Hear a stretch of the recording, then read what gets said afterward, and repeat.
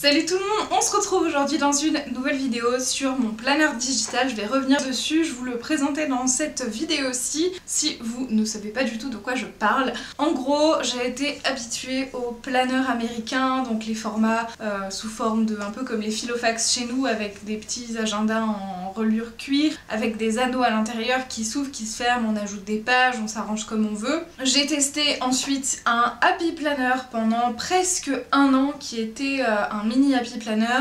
J'y suis pas revenue finalement, même si j'adore vraiment beaucoup les designs visuellement de ces planners-ci. Et avec l'usage et l'acquisition de mon nouvel iPad, eh bien j'ai décidé de commencer le planner digital. Le principe c'est d'utiliser une application de notes, voilà, pour noter tout son agenda comme ça, et on utilise en général des fichiers PDF qu'on importe dans ces applications pour avoir déjà tout fait, notre emploi du temps sur l'année, les jours, les semaines, l'organisation mensuelle, les raccourcis pour aller d'un onglet à un autre, ce genre de choses. Le mien, je l'ai créé personnellement pour que ce soit adapté à mes besoins, mais vous pouvez en acheter sur Etsy, il y en a des trouvables gratuitement sur internet, etc. Donc n'hésitez pas, si vous commencez, à tester une version gratuite pour voir déjà si ça vous convient, avant de commencer par vouloir vous en acheter une ou de vous en créer une, parce que c'est quand même un petit peu long. Quel est mon usage du Digital Planner? Déjà, en général, c'est je note absolument tout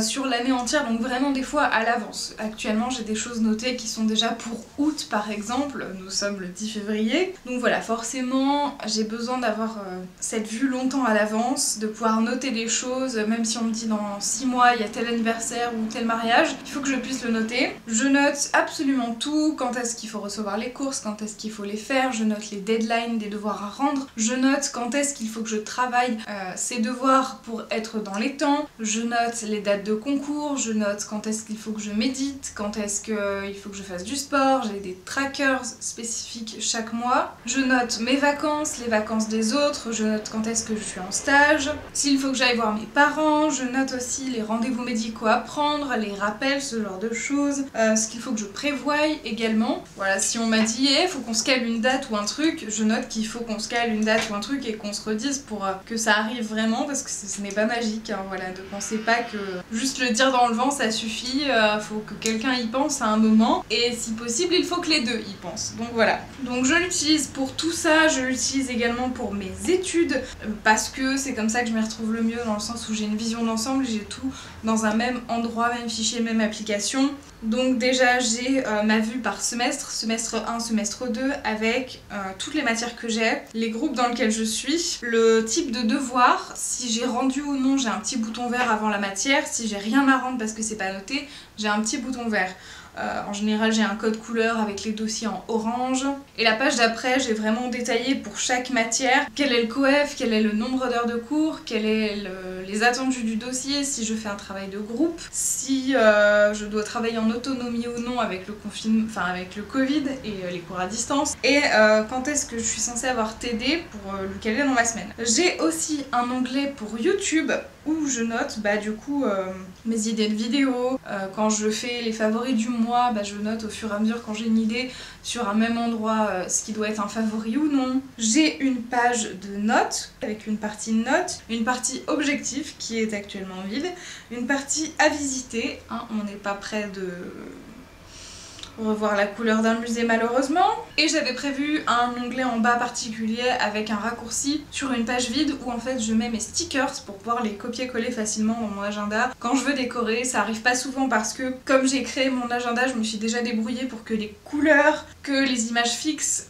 soient un peu plus attractives. Qu'est-ce que j'ai changé par rapport à ma version 1? J'ai changé l'ordre des pages pour que quand je passe d'une page à l'autre, en fait que je swipe, ça passe directement à la vue mensuelle du mois d'après. Alors en fait entre deux vues mensuelles, j'ai la page de trackers pour qu'elle soit facilement accessible. Chaque mois j'ai inclus une page de trackers, par exemple janvier comme ceci.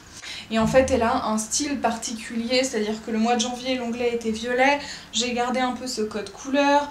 Si je vais en mai à la page des trackers, on a du rose comme l'onglet, on a un style différent. Le mois de mars, j'ai essayé de mettre des petites photos, des choses que je peux bouger ou autres, ou voilà, si j'ai envie d'égayer un peu la page du mois, je peux le faire. mais c'est vrai que je suis pas du genre à décorer mon agenda au fur et à mesure quotidiennement, donc je préfère l'avoir prévu à l'avance pour que ce soit joli et agréable pour moi à utiliser, mais que j'ai pas à me soucier de la décoration, parce que j'avais pas envie non plus d'un planeur qui soit entièrement personnalisable, dans le sens où il est vierge et il faut le travailler de fond en comble, et que genre tout est noir et blanc et c'est à nous de l'égayer au fur et à mesure. Ça me convient pas du tout. Je me suis rendu compte qu'effectivement les pages de semainier je les utilisais pas beaucoup, et pour pallier à ce problème, en début de mois, j'ai chaque début de semaine à lundi, vous avez une petite étiquette sous le nombre, sous le numéro du jour, et en fait quand je clique dessus, ça m'amène à la page du semainier qui correspond à cette semaine-ci. Et par contre, si je veux retourner à la page du mois, il faut que je reclique sur ici sur l'onglet du mois correspondant. Donc c'est pas très pratique pour voir d'une vue semainière d'une semaine à l'autre. En fait non, j'ai rien dit. Si, c'est pratique parce que si je veux aller de cette semaine à la semaine suivante, je n'ai qu'à swiper vers la droite. Et du coup j'ai la page d'après parce que les pages de semainier sont dans l'ordre, donc à ce niveau il n'y a pas de souci. J'ai changé à peu près la taille de la vue mensuelle très vaguement pour qu'elle soit légèrement plus grande, et j'ai rajouté un peu de la déco globalement, mais c'est à peu près tout. J'ai réorganisé ma page de notes pour qu'elle soit comme vous le voyez déjà scindée en deux parties. Par exemple la page d'avant est séparée en encore plus de parties, mais il y a des choses un peu plus que je peux pas vous montrer.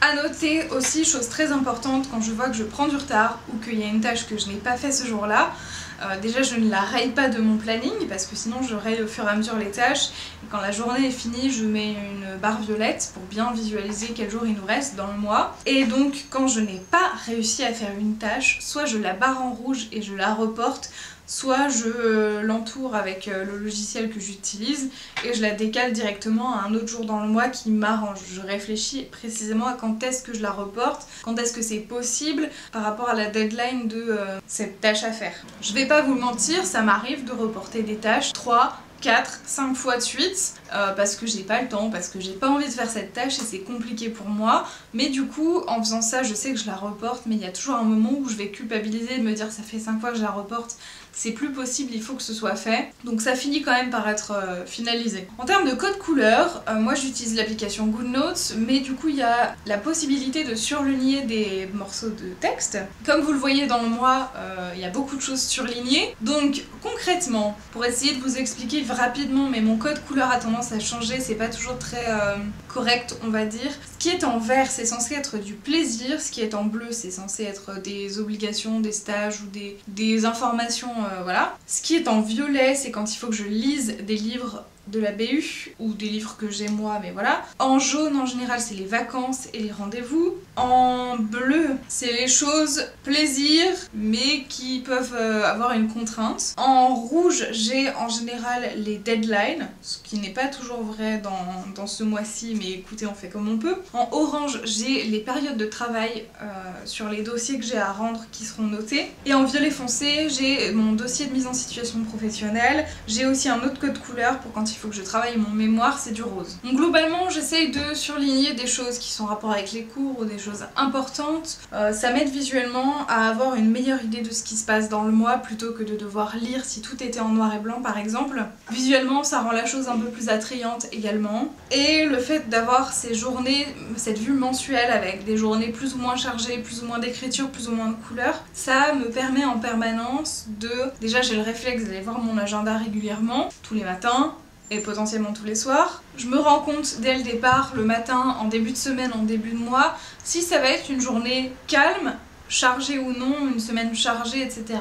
Psychologiquement, ça m'aide en fait à me dire bah j'ai que 2 tâches à faire aujourd'hui, c'est cool. Je sais que les autres jours de la semaine seront plus compliqués, donc je vais peut-être plus profiter de ce temps libre parce que je sais qu'il y en a maintenant et pas dans 3 jours. Alors que quand on n'en a pas conscience, bah des fois on regrette, on se dit ah j'aurais dû faire ça à tel moment parce que j'avais le temps et voilà je me rendais pas compte, tout ce genre de choses. Puis ça permet aussi d'anticiper psychologiquement un mois qui va être plus compliqué qu'un autre.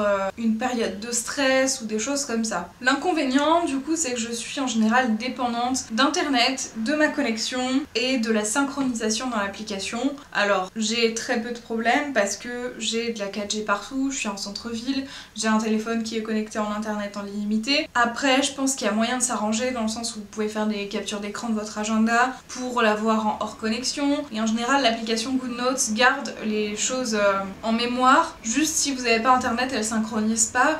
Mais normalement vous avez quand même les 3/4 de votre agenda comme ça. Par contre, point négatif, dans GoodNotes, quand on efface quelque chose avec la gomme ou qu'on fait une action revenir en arrière, qu'on ferme l'application et qu'on la rouvre en mode mince j'ai fait une connerie, c'est perdu quoi. Donc il faut le savoir, faire un peu attention. En termes d'autres applications que vous pouvez utiliser pour faire un planeur, il y a GoodNotes, Noteshelf, Notability ou ZoomNotes, il y en a encore sans doute plein et c'est tout à fait possible aussi de faire un planeur sur Microsoft. J'ai pas trop d'idées d'applications parce que je sais pas ce qui existe, mais c'est sans doute très clairement possible. Pour finir, en gros, quand est-ce que je change à peu près de planeur? Parce qu'avant j'avais l'habitude de changer chaque année, soit parce que je mettais une nouvelle recharge, soit parce que j'avais envie d'un nouvel étui, d'un nouvel emballage de planeur. Là du coup c'est plus vraiment le cas.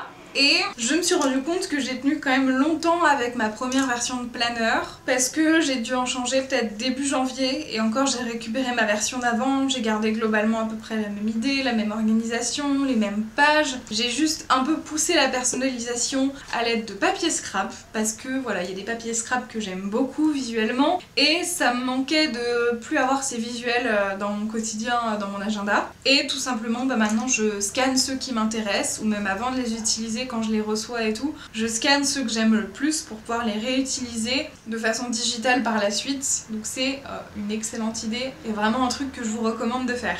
Donc ça m'a permis du coup de mettre un petit peu de ça dans chaque page mensuelle et de faire un accord dans les mois, dans toutes les pages du mois, avec les mêmes couleurs ou un rappel du même papier scrap.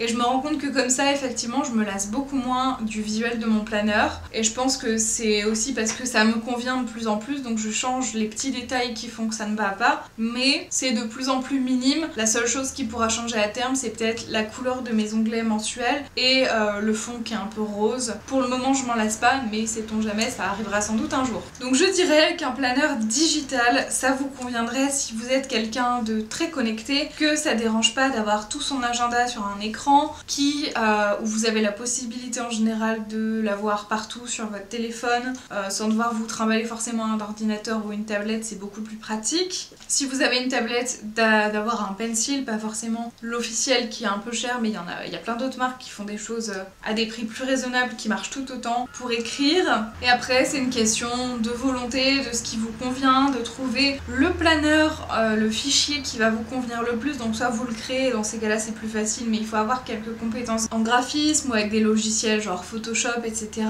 Ça vous conviendra si vous êtes quelqu'un de régulier qui a envie d'avoir tout au même endroit et qui est capable de se tenir au fait de cette habitude, de le regarder régulièrement, de noter dès qu'on y pense, dès qu'on nous dit quelque chose, pour avoir un agenda complet, parce que vraiment si vous notez qu'une information sur 3, bah, ça n'a pas forcément grand intérêt quoi. Moi, mon objectif c'était vraiment me libérer l'esprit et ne plus avoir à compter sur moi-même parce que ça me stressait. Et des fois on a toujours un petit truc où on se dit j'ai l'impression que je suis en train d'oublier quelque chose ou je sais qu'il y a ça à faire mais je sais plus quand, et c'est l'angoisse, juste c'est l'angoisse. Donc je préfère avoir cette vue d'ensemble claire qui ne dépend entre guillemets pas de moi, même si dans tout ce qui est l'entrée de données ça ne repose que sur moi. Moi il n'y a aucune part de mémoire là-dedans, donc c'est quand même plus pratique je trouve et plus sécurisant on va dire. Et du coup c'est tout. N'hésitez pas à me dire dans les commentaires si vous avez des questions sur cette organisation, sur les planeurs digitales, sur je ne sais quoi qui vous intéresse. On se retrouve très vite, j'espère du coup que ça vous aura plu. Prenez soin de vous, organisez-vous parce que c'est la vie et comme ça moins de stress. Ciao ciao.